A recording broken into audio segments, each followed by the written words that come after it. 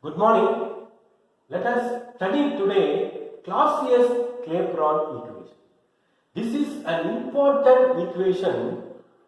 Often there is a problem asked in JEE, NEET or GATE or CSIR.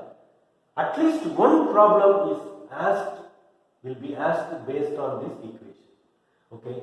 Now there are two forms of Clausius Clapeyron equation. One is the differential form of Clausius Clapeyron equation and another is the integrated form of Clausius Clapeyron equation. There are two forms. Please remember.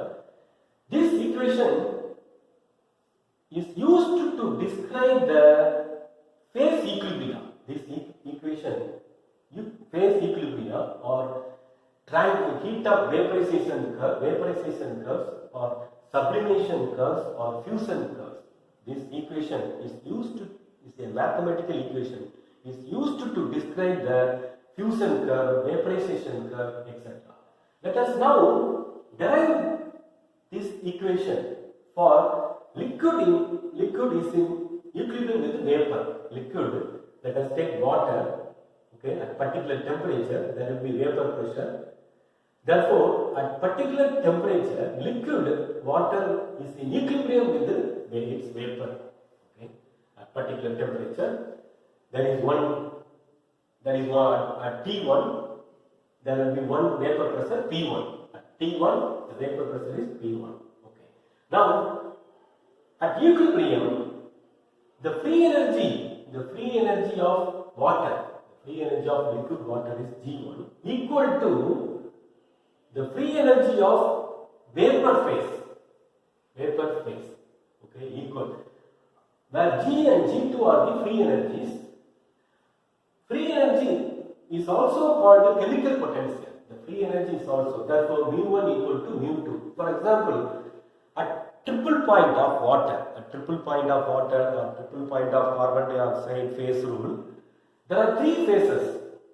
Here, there are two phases are in equilibrium. At triple point, there are three phases are in equilibrium. Therefore, G1 equal to G2 equal to G3. Mu1 equal to mu2 equal to mu3. Okay. Now, on infinite small heating this system, the temperature is infinite small increase, T plus dt. Therefore, there is a small change in free energy, G1 plus dG1. This is the dG1 for the liquid phase. There is a small increase in free energy, G2 plus dG2. Okay.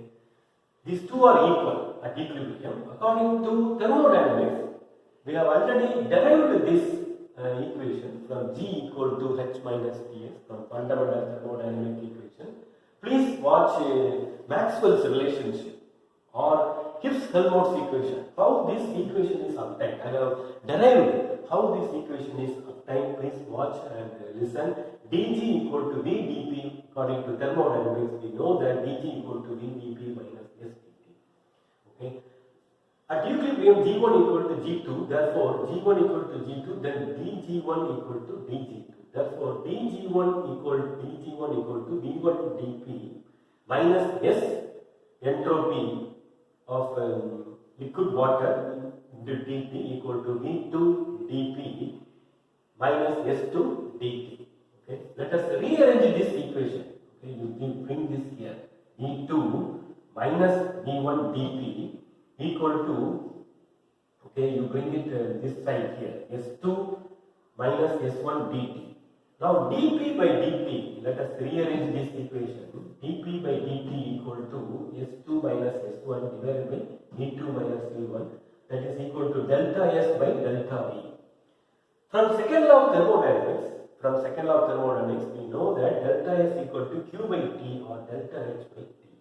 On substituting this in this expression, you will get dP by dt delta H by T, that is delta S equal to delta H by T delta V. Okay. This equation is called Clapeyron equation and also differential form of Clapeyron equation. This equation is in the differential form. Okay. Now, where delta V equal to delta V, therefore dP for this equilibrium, dP by dt equal to molar heat of vaporization of water, molar heat of vaporization of water divided by temperature Vg minus Vl, where Vg is volume of 1 mole of water in the vapor state, where Vl is the volume of water in the liquid state. If you look at the value, Vg equal to 360 ml, whereas volume of 1 mole of water, 1 mole of water equal to 18 gram. Since the density of water equal to 1, therefore 18 gram equal to 18 ml. 1 gram equal to 1 ml. Therefore 18. Thus Vg is very much greater. You see, on subtracting it will become Vg only. This is negligible. The volume of liquid, water liquid, 1 mole of water liquid is negligible. Therefore Vg minus Vl equal to, this is negligible, Vg. Okay. Now, for 1 mole of ideal gas, we know P is equal to RT. Therefore, V equal to RT by P. Let us substitute V equal to RT by V in this equation. You will get dP by dt equal to delta Hv divided by T. RT, P will go up, numerator. Therefore, on interchanging dP by P equal to delta Hv, okay, bring pressure this side, left hand side, okay, delta Hv by R dt by T square. Now, on integrating this equation between the limits, initial pressure and final pressure P2, initial temperature T1 and T2, final temperature T2. This dP integral dx by x equal to ln x. Therefore, ln P2 by P1, applying the limits, equal to delta Hv by R. This the integral of T power minus 2 dt. I have shown the formula and also how the integration is carried out. You see the video at the end, that is equal to minus 1 by T. Therefore, applying the limits, this equation is obtained. This equation is the integrated form of Clausius Clapeyron equation. This is the integrated form. Okay. This equation is derived for liquid. Is in equilibrium with vapor. Liquid is in equilibrium with vapor or vaporization curve. For this is applied for vaporization curve in phase diagram, in phase rule. Okay. Similarly, for fusion curve, this is for melting curve. Solid is converted into liquid at its melting point. Therefore, fusion curve. This equation can be derived by following similar procedure. We can derive this expression where delta Hf is the heat of fusion of water or heat of fusion of liquid. Similarly, for sublimation process, for sublimation, solid in sublimation, solid, let us take solid and vapor. Solid is in equilibrium with the vapor. Therefore, delta Hs similarly it can be derived for this equilibrium, for this phase equilibrium, where delta H is the heat of sublimation of the water or solid. Okay. What are the uses?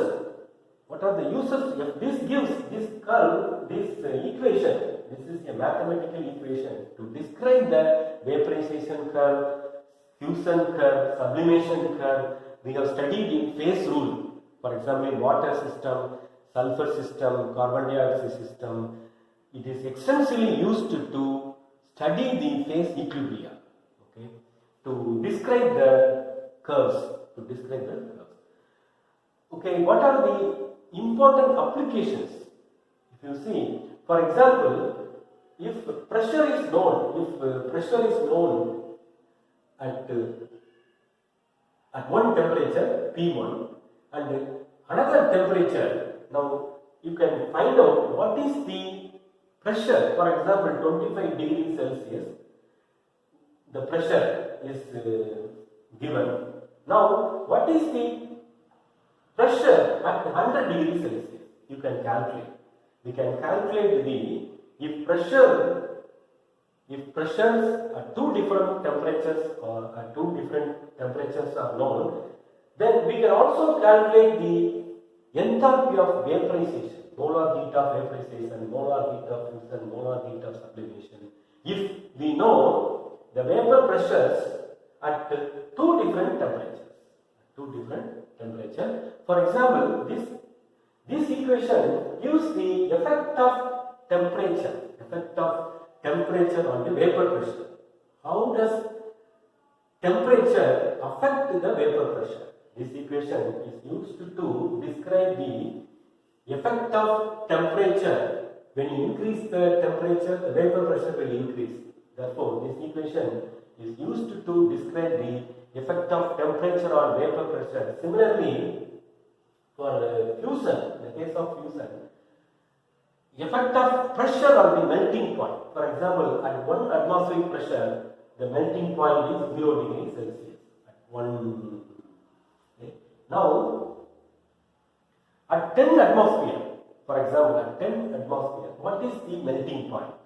What is the melting point? We can calculate by using this expression, provided heat of fusion is known. Similarly, we can also calculate the vapor pressure at different temperatures, provided at one temperature the vapor pressure is known and molar heat of sublimation. Okay, thank you for watching.